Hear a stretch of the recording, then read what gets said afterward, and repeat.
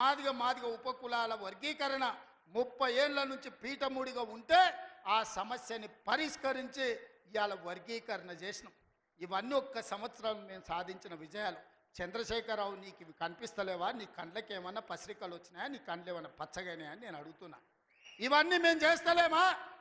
ఇవన్నీ నువ్వు సభకు వస్తే చర్చిస్తాం కదా. ఆయన రాడు. ఇక ఆయన మోడీ ఉన్నాడు ఢిల్లీలో, ఈయన గల్లీలో ఈయన ఒక ఆయన ఉంటే ఆడొక ఆయన ఉన్నాడు. ఆయన మనుషులు ఈడ మోపారు, బండి సంజయ్ అంట, కిషన్ రెడ్డి అంట. ఏం చేసిరాయా మీరు ఏం చేసిరో సవాల్ అంటుండు. నేను సూటిగా సవాల్ ఇసారి తలుచుకున్నా కిషన్ రెడ్డికి, బండి సంజయ్కి.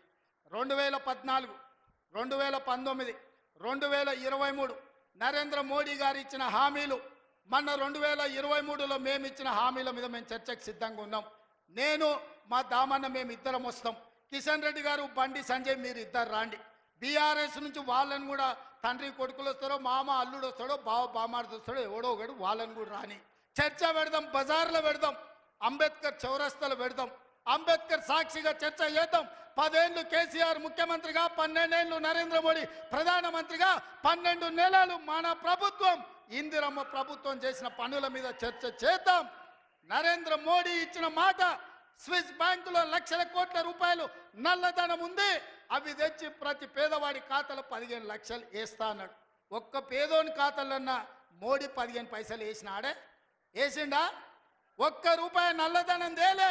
కానీ నల్లధనం ఉన్నోళ్ళు దేశం విడిచి పారిపోయినారు. నీరవ్ మోడీ, ఆయన చోక్సీ, విజయ్ మాల్యా, ఇట్లా 100 మంది బ్యాంకులను ముంచి 16 లక్షల కోట్ల రూపాయలు బ్యాంకులకు ఎగదొప్పి పెట్టుబడిదారులు, మోడీ దోస్తులు దేశం విడిచి విదేశాలకు వారిపోయినారు తప్ప విదేశాలలో ఉన్న నల్లధనం ఒక్క పైసా కూడా మోడీ తెచ్చింది లేదు, పేదోడి ఖాతాలు వేసింది లేదు. రైతుల ఆదాయం 2 చేస్తా అన్నాడు. కానీ రైతు వ్యతిరేక నల్ల చట్టాలు తెస్తే